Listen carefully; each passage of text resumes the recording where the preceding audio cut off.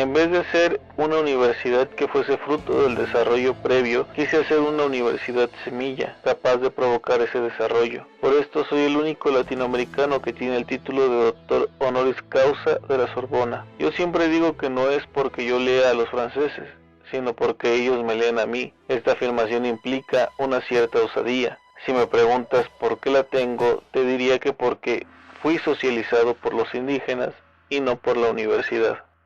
Darcy Ribeiro, entrevista de Agustina Roca. Mira, el Comanche.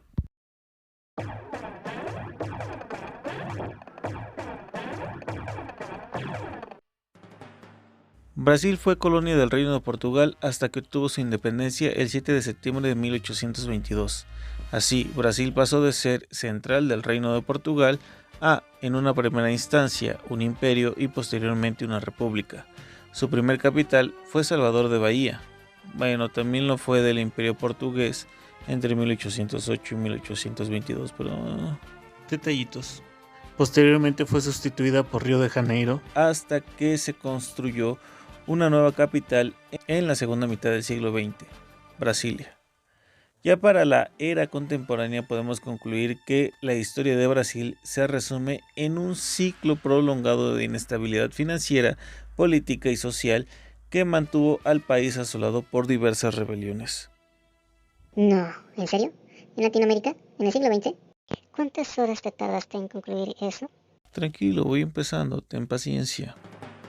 Después de diversas revueltas y tras la crisis que trajeron la Primera y la Segunda Guerras Mundiales, en 1946 el general Eurico Gaspar Dutra asumió la presidencia de Brasil, cargo que ocupó hasta 1950, año en que Getúlio Vargas fue elegido por voto directo para sucederlo, siendo esta la cuarta ocasión que llegaba a la presidencia del país. Sin embargo, en agosto de 1954 se suicidó en la ciudad de Río de Janeiro, que era entonces todavía capital del país, en medio de una crisis política. Sospechoso. Tras el suicidio del presidente Vargas, varios gobiernos provisionales de breve duración no sucedieron. Fue así que en 1956, Juscelino Kubitschek de Oliveira se convirtió en el nuevo presidente, asumiendo una postura conciliadora con la oposición política que le permitió gobernar sin crisis importantes. Momento, ¿pero qué onda con Ribeiro? ¿Sabes o no sabes? Fue en este periodo que se dio la construcción de la nueva capital de Brasil, Brasilia. Fundada en 1960, e inmediatamente después el presidente Kubitschek ordenó la construcción de la Universidad de Brasilia, inaugurada en 1962, siendo el propio Kubitschek quien nombró como rector de la Universidad de Brasilia al antropólogo Darcy Ribeiro, y dándole el apoyo para que realizara la planeación y organización de esta institución. Al respecto menciona Ribeiro: en Brasil existe una entidad, la Sociedad Brasileña para el Progreso de la Ciencia. Es un sindicato de la comunidad científica y se reúnen una vez por año.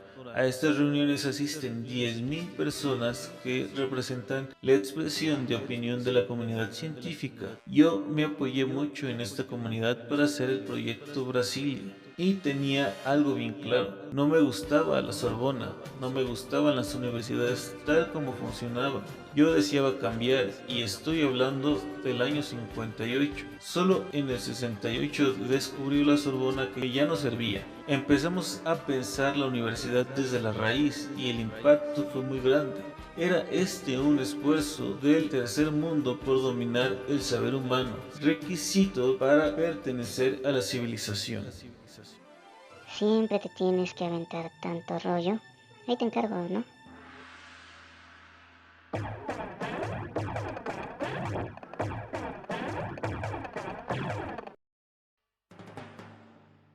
Darcy Ribeiro nació en 1922 en el estado brasileño de Minas Gerais.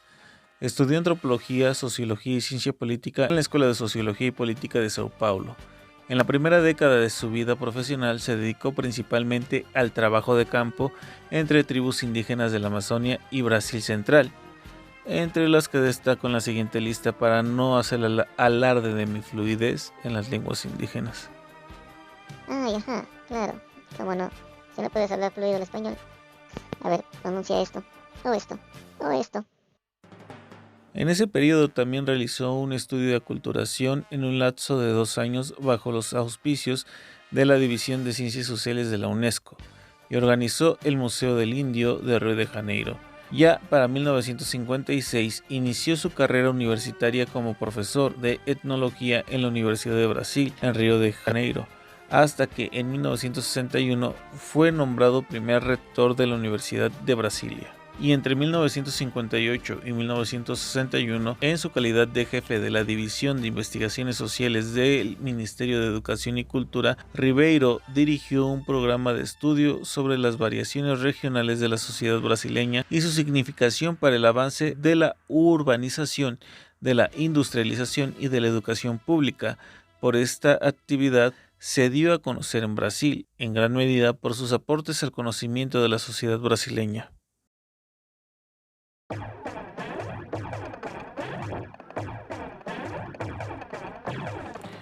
En octubre de 1960, Jânio Quadros fue nombrado presidente, pero renunció al cargo al año siguiente a causa de las dificultades por parte de las fuerzas conservadoras a su gestión y a las presiones del ejército, siendo sucedido por João Goulart con el acuerdo de que el país tendría un régimen parlamentario.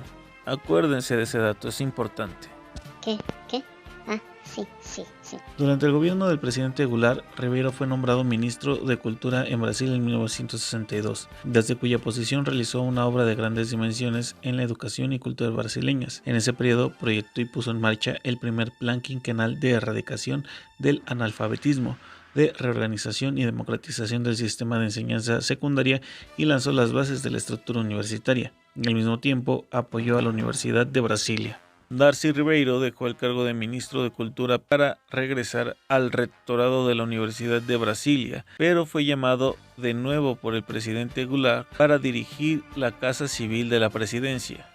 Espera, ¿la qué de la qué? Se convirtió en algo así como un importante asesor del presidente, lo que lo volvió el miembro más alto en rango oficial ejecutivo de Brasil. Claro. No entendiste, ¿verdad? No, para nada. Bueno, Ribeiro sirvió en ese cargo hasta el derrocamiento de Goulart en 1964. ¿Cómo que lo derrocaron?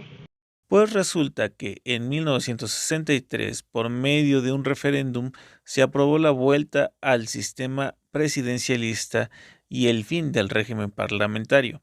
El dato importante que te dije que recordaras. Claro. Por esta razón, la oposición hizo un golpe de estado que llevó al presidente Goulart al exilio junto con los colaboradores más destacados de su gobierno, entre ellos Ribeiro.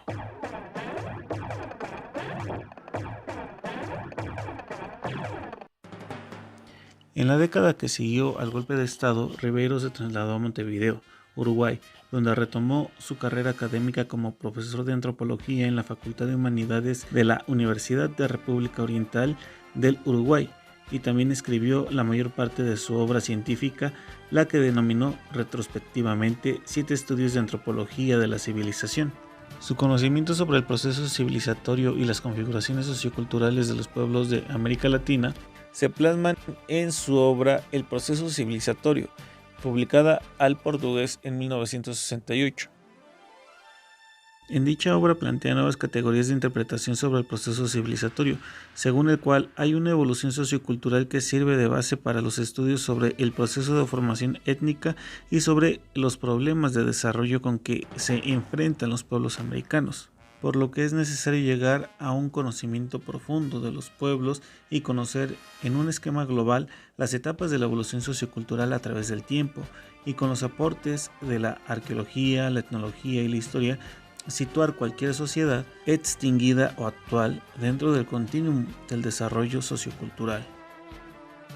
Esta teoría civilizatoria lo lleva a estudiar el desenvolvimiento histórico de América Latina, desde el mundo aborigen hasta finales del siglo XX, a través de sus diversas fases o etapas y el impacto de las revoluciones tecnológicas, por lo que es necesario comprender su proceso civilizatorio y el impacto de las revoluciones tecnológicas por medio de un modelo auténtico que surja de la propia realidad latinoamericana y no de la utopía ni modelos extraños.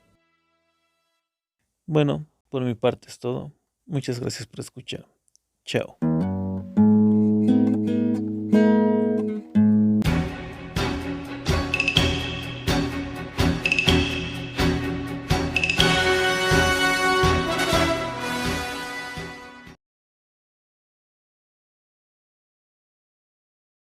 Entonces, ¿es o no es? Yo digo que sí es el Comanche.